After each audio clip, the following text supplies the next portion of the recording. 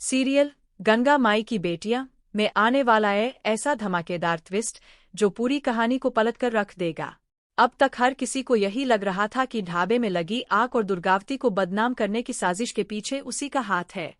लेकिन आने वाले एपिसोड में एक ऐसा सच सामने आने वाला है जिसे जानकर हर कोई हैरान रह जाएगा, क्योंकि असली गुनहगार कोई और नहीं बल्कि इंदुवती निकलने वाली है। जी हाँ, वही इंदुवती जिसने बड़ी ही चालाकी और होशियारी से पूरा खेल रचा ताकि दुर्गावती की सालों से बनाई हुई इज्जत एक ही पल में मिट्टी में मिल जाए। लेकिन कहते हैं ना कि झूठ कितना भी बड़ा क्यों न हो, सच के सामने ज्यादा देर तक टिक नहीं सकता। अब इंदुवती की सारी चालें उसी पर भारी पड़ने वाली है। जिस जाल में उसने दूसरों को फंसाने की कोशिश की थी, अब उसी जाल में वह खुद बुरी तरह फंसती हुई दिखाई देगी। आने वाले एपिसोड की शुरुआत बेहद तनावपूर्ण माहौल से होगी। पूरे गांव में ढाबे में लगी आग की चर्चा होगी। हर कोई अलग अलग बातें करेगा।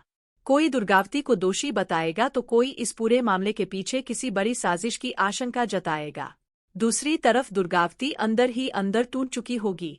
उसे सबसे ज्यादा दुख इस बात का होगा कि जिन लोगों के लिए उसने हमेशा अच्छा किया, वही लोग आज उसकी नीयत पर सवाल उठा रहे हैं। इसी बीच कहानी का सबसे अहम किरदार तेज प्रताप सिंह सामने आता है। तेज प्रताप सिंह इस पूरे मामले का ऐसा गवार है जो अगर सच बोल दे तो पल भर में सारी तस्वीर बदल सकती है।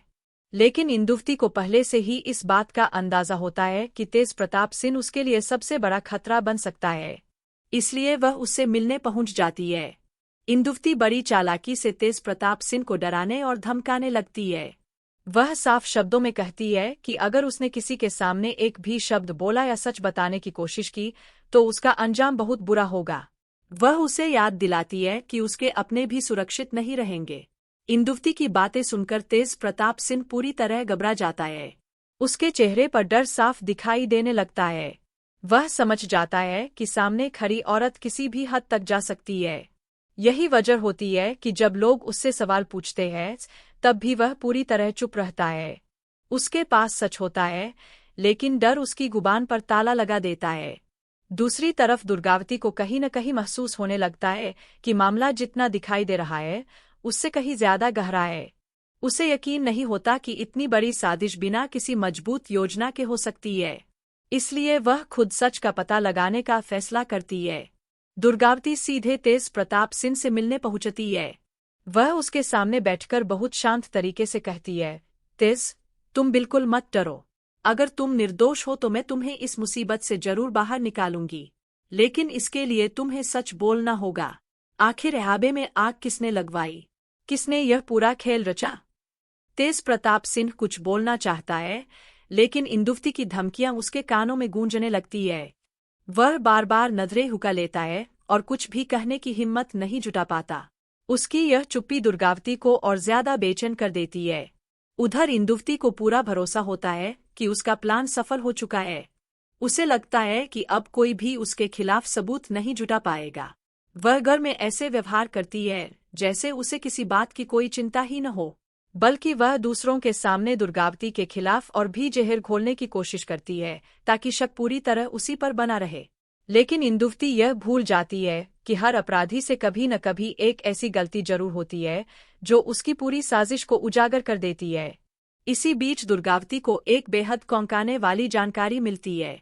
उसे पता चलता है कि पिछले कुछ दिनों से इंदुवती लगातार तेज प्रताप सिंह से मिल रही थी। यह बात सुनते ही दुर्गावती के मन में शक और गहरा हो जाता है। आखिर इंदुवती को तेज प्रताप सिंह से बार बार मिलने की क्या जरूरत थी? दोनों के बीच ऐसी कौन सी बातें हो रही थीं जिन्हें सबसे छिपाया जा रहा था? अब दुर्गावती बिना देर किए इंदुवती को अपने सामने बुलाती है। शुरुआत में वह बिल्कुल सामान्य तरीके से उससे बातचीत करती है ताकि इंदुवती को किसी तरह का शक न हो। फिर धीरे धीरे वह उससे तेज प्रताप सिंह और ढाबे वाली घटना के बारे में सवाल पूछना शुरू करती है। पहले तो इंदुवती बड़ी सफाई से हर सवाल का जवाब देती रहती है, लेकिन जैसे जैसे दुर्गावती उसके सामने एक एक बात रखती जाती है, वैसे वैसे इंदुवती का आत्मविश्वास कमजोर पड़ने लगता है। और तभी उससे एक ऐसी गलती हो जाती है जो उसके लिए सबसे बड़ी मुसीबत बन जाती है। इंदुवती अचानक बोल पड़ती है, हमें तो पहले से ही पता था कि आप उनके घर जाकर यही सब कहने वाली थी। बस यही एक वाक्य पूरा खेल बदल देता है। दुर्गावती तुरंत उसकी बात पकड़ लेती है। वह गुस्से से उसकी आंखों में देखते हुए पूछती है, तुम्हें यह कैसे पता कि मैं उनके घर गई थी? और मैंने वहाँ क्या कहा था? तुम तो वहाँ मौजूद भी नहीं थी। फिर तुम्हें इतनी अंदर की बात कैसे मालूम? यह सवाल सुनते ही इंदुवती के चेहरे का रंग उठ जाता है। उसके पास कोई जवाब नहीं बचता। वह बात बदलने की कोशिश करती है, लेकिन अब बहुत देर हो चुकी होती है। दुर्गावती समझ जाती है कि जिस सच की वह तलाश कर रही थी, उसकी पहली कड़ी उसके हाथ लग चुकी है। अब उसे पूरा यकीन हो जाता है कि इस पूरी साजिश के पीछे इंदुवती का ही हाथ है। इसके बाद दुर्गावती एक बार फिर तेज प्रताप सिंह के पास जाती है। इस बार उसके पास इंदुवती के खिलाफ मजबूत शक भी होता है और सवाल भी। वह तेज प्रताप सिंह से कहती है, अब तुम्हें डरने की जरूरत नहीं है। मुझे सब समझ में आ चुका है। अगर आज भी तुम चुप रहे तो एक निर्दोष इंसान हमेशा के लिए बदनाम हो जाएगा। दुर्गावती की बातें सुनकर तेज प्रताप सिंह का दिल भर आता है। आखिरकार वह फैसला करता है कि अब और चुप रहना सबसे बड़ा अपराध होगा। इसके बाद वह पूरी सच्चाई दुर्गावती के सामने रख देता है। वह बता देता है कि कैसे इंदुवती ने उसे धमकाया, कैसे उसने पूरे मामले की साजिश रची और कैसे ढाबे में लगी आग के पीछे उसी का दिमाग था। यह सच सुनकर दुर्गावती के पैरों तले जमीन खिसक जाती है। लेकिन अगले ही पल उसके चेहरे पर आत्मविश्वास लौट आता है, क्योंकि अब उसके पास अपनी बेगुनाही साबित करने का रास्ता मिल चुका होता है। अब कहानी का सबसे रोमांचक हिस्सा शुरू होने वाला है।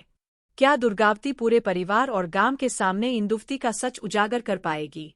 क्या इंदुवती अपने झूठ और चालबाजियों से एक बार फिर बच निकलेगी, या इस बार उसकी हर साजिश उसी पर भारी पड़ जाए?